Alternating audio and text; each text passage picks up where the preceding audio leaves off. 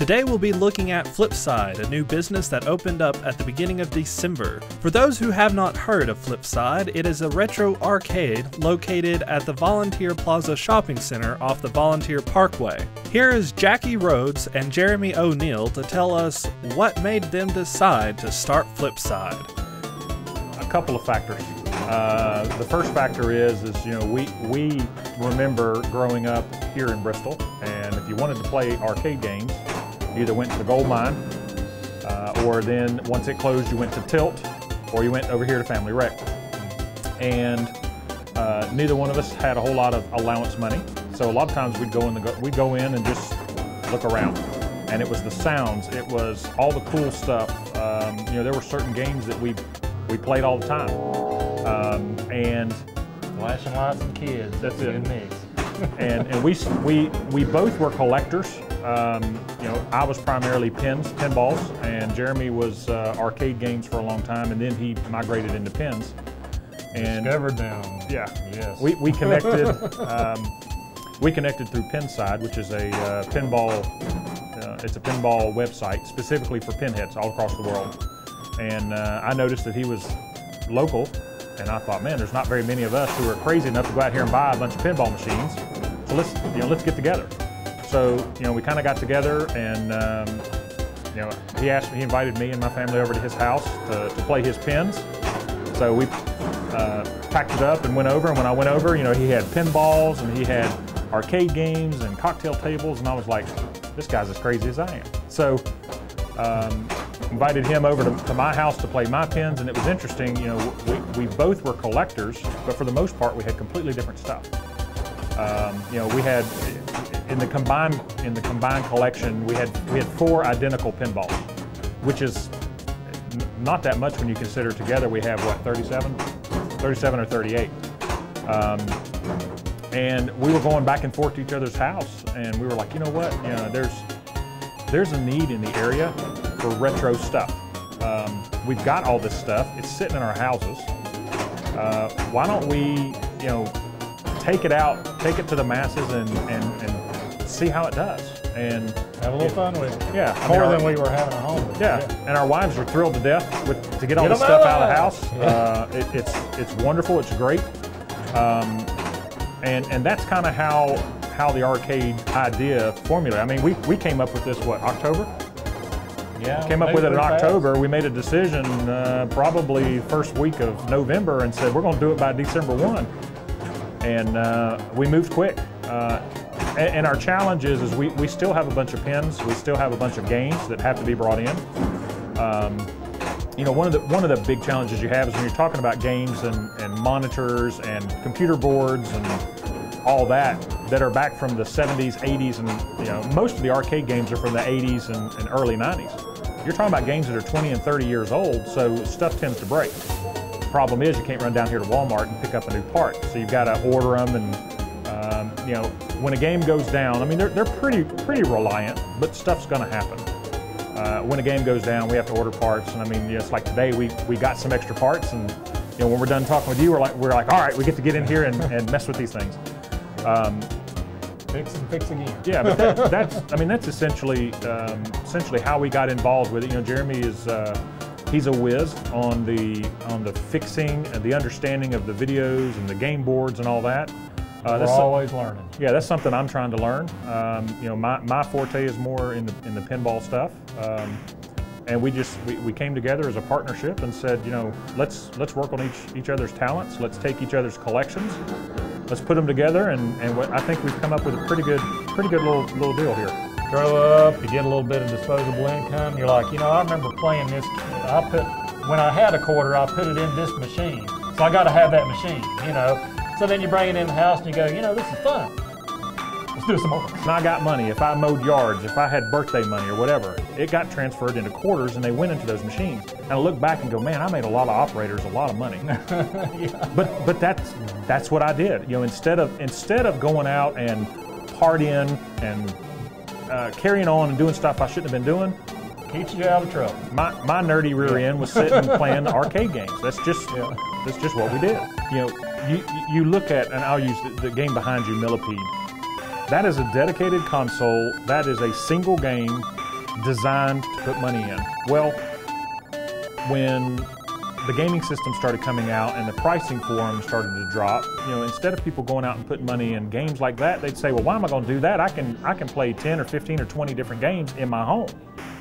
And that's what started to kind of kill the nostalgia of the dedicated cabinets. But for us, we look at that and say, I'm willing to pay $400, $500, $600 for an actual working piece of art from 1984 or 1985. The biggest part of the arcade decline, I think, was the loss of the social aspect of it. You'd always go out with your buddies, it was something for you to do together, And when you start playing in the home, it's just not the same. No. Just like at that millipede there, you don't have your friends sitting right across from you actually having a conversation and a little challenge. Our biggest challenge here is probably because you pay one price and you come in and everything's set to free play. Well, these weren't designed to be free play, so we've had to rig them up and modify here and there.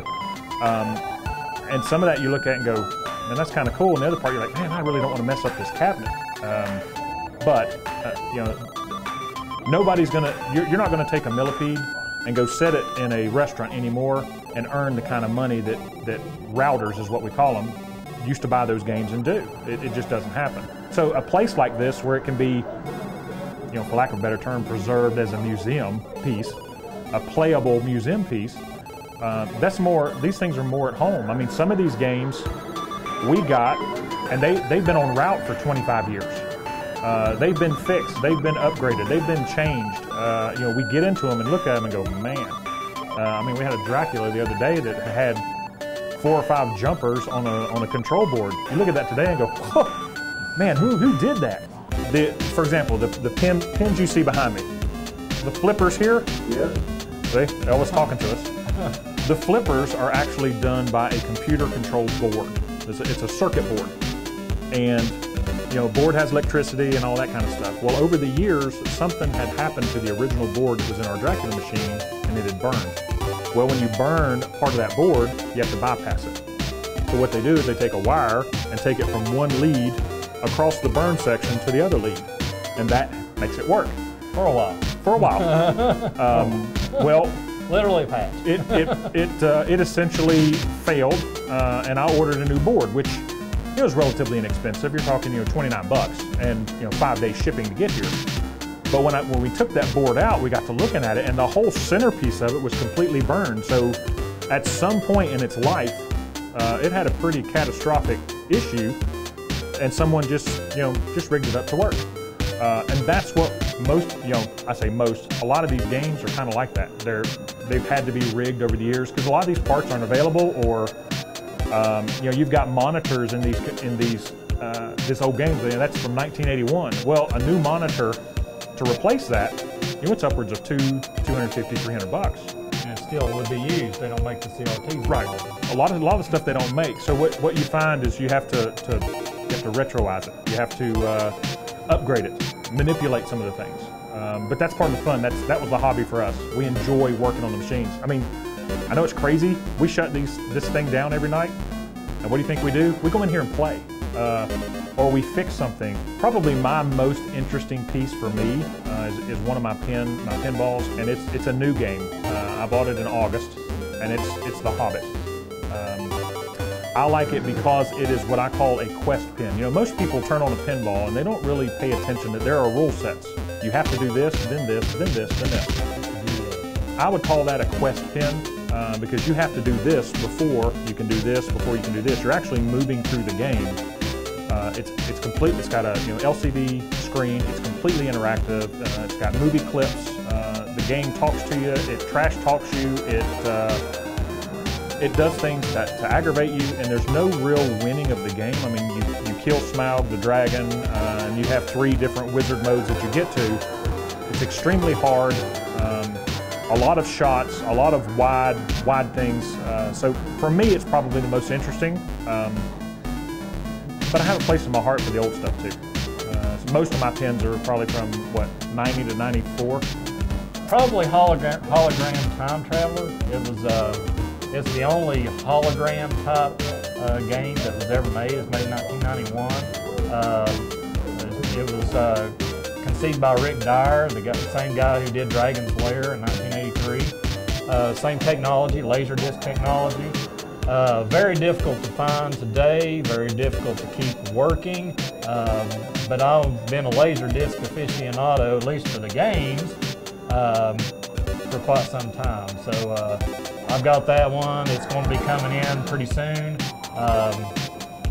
Knock on wood, it runs as good as the day it was built, but that could change in 5 minutes after I turn it on. So we're hoping for the best. I do have a lot of parts for it, so hopefully we keep it running for a long time. Yeah, I drove to Arkansas to get it, and that is when I learned just how long the state of Tennessee really is.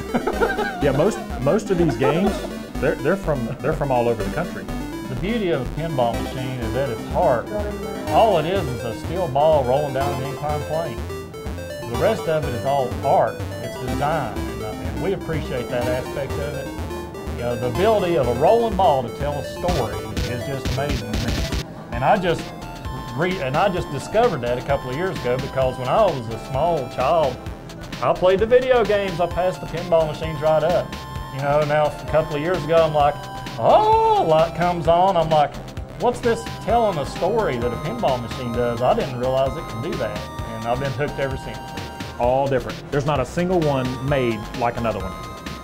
And if we were to ever raise the play field, once you take the glass off and you raise it up, if anybody sees that, they're like, oh wow, I can't believe what goes involved. I mean, you're talking about probably a couple miles worth of wire, coils, electronics, ball shooters. I mean, you name it, it's there. It's interesting, and they're built kind of the same way, but there's no two games that are built exactly the same.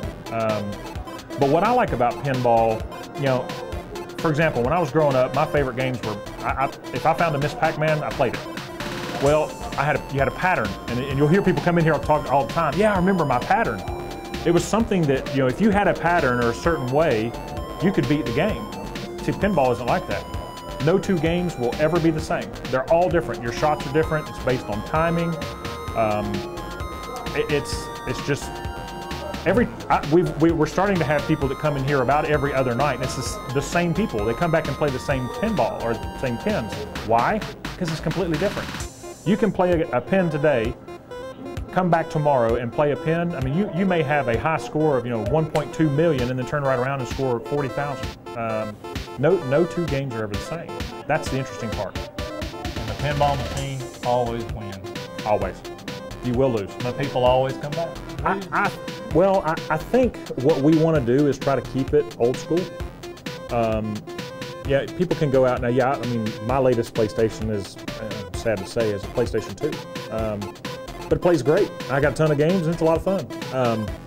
But for what we're trying to do here, most of the kids that come in here, they've got PlayStation 3s, they got PlayStation 4s, they got Xbox Ones, they've got the new systems.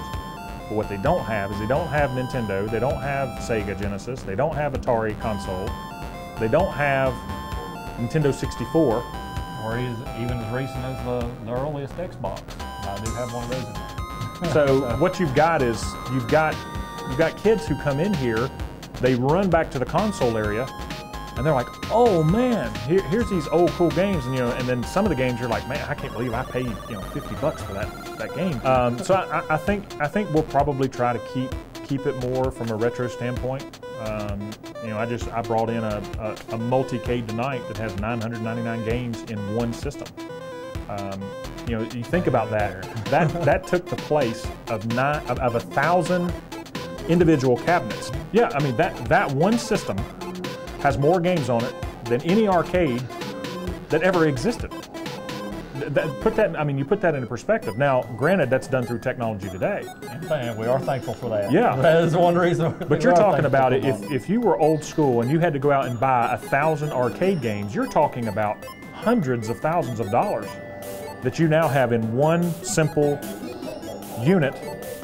And the player can sit. I mean, how long is it going to take you to go through 999 games? Forever. You can come and play for 6 hours and get through, page 1. Well, there's 100 pages.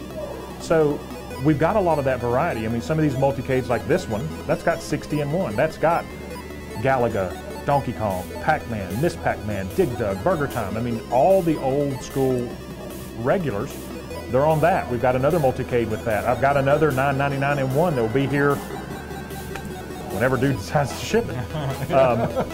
So you've got suppliers that aren't always they don't always act with the same sense of urgency as we do. Yeah. We like instant gratification. Yeah, we want it now. But that's something you look at and say, okay. I mean, if you've got an arcade, I mean, what would I have done in the '80s if I could have walked in and stood at one machine and played any of the games that I wanted to play? I mean, probably 3/4 of the games on there I've never even heard of, but other people have. You've got gamers that come in, and I've had people come in and say, man, I can't believe this game's on here. And that's what we want. That's what we want. That's what we do it for. We do it because we want adults and children to be able to come in here and find something that they like. Be it pins, be it multicades, be it driving games, be it, you know, his shooter game there, which is completely awesome and it works perfect. So we wanted people to enjoy our arcade for the stuff that, you know, there's nothing worse than taking your kids to an arcade or something to play and you're bored out of your mind. Variety. We try to have a lot of variety. Yeah, we don't do tickets. You know, we don't have ticket games. We don't have prizes. And you pay $50 and you get, you know, 4,000 tickets and you get a spider ring. You know, we don't do that. We want you to be able to enjoy. You know, we've had people ask us for the Wi-Fi password. We're not giving it out. Wi-Fi didn't exist in the '80s. Come in, talk to people, sit down, enjoy yourself. You know, the way that that's what we're trying to do. We're trying to take this back to, you know, 1992. Well, we've had, the interesting thing is we've had parents come in because their kids say, let's come.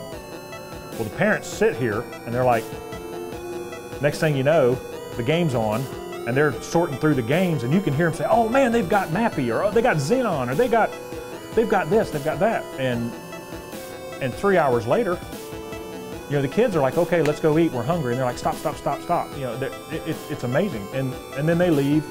But what we've done is we've pleased the kids, which everybody knows if you please the kid, you please the adult. We've pleased the kids and we've given the adults something that will take them back. Because there's not a person that I would say that's not over, well, everybody over 30 remembers playing this stuff.